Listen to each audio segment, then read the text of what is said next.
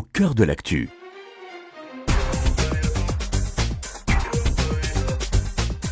Au cœur de l'actu, le rendez-vous de l'info à chaud avec Nadia Bey sur Fame Radio.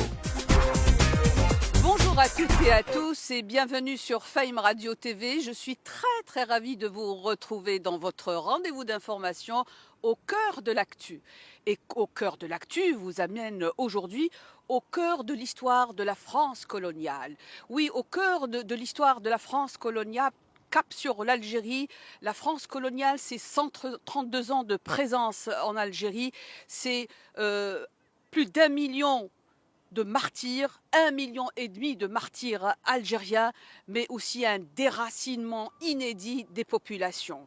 Alors, aujourd'hui, nous allons voir, et nous sommes sur un lieu hautement symbolique, nous allons voir et nous allons nous intéresser à un personnage très controversé. Il s'agit du maréchal Bugeaud.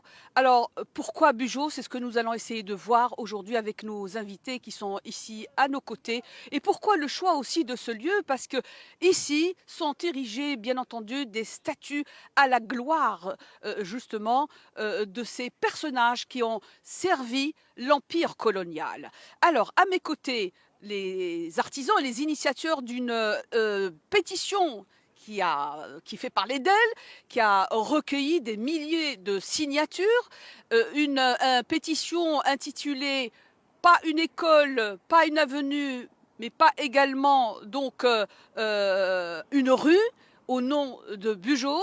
Et cette pétition, effectivement, je vous le disais, a recueilli déjà plusieurs signataires et signatures de renom. On citera tout à l'heure quelques noms. Mais avant cela, je voudrais vous présenter justement nos invités qui sont présents sur les lieux avec moi. Il s'agit de deux personnes qu'on ne présente plus d'ailleurs. À ma gauche, Olivier Lecourt-Grand-Maison. Bonjour. Bonjour. Historien et auteur de nombreux ouvrages, et à ma droite, bien sûr, un grand militant des causes mémorielles. Il s'agit de Mohamed Kaki, qui préside l'association Les Oranges. Bonjour. Bonjour. Alors, je suis tentée de vous dire, je le disais d'ailleurs en préambule, à savoir qu'en France, les statues érigées, bien sûr, symbolisent ceux qui ont servi, bien sûr, cet empire colonial. Pourquoi le choix a porté sur le maréchal Bugeaud, Olivier de Courmaison? D'abord parce qu'il est nommé gouverneur général de l'Algérie en 1840, qu'il a joué un rôle absolument essentiel dans la conquête de l'Algérie, qu'il est responsable directement et indirectement de crimes de guerre et de crimes contre l'humanité. Je pense en particulier aux terribles enfumades commises par le général Pélissier qui agissait sous ses ordres.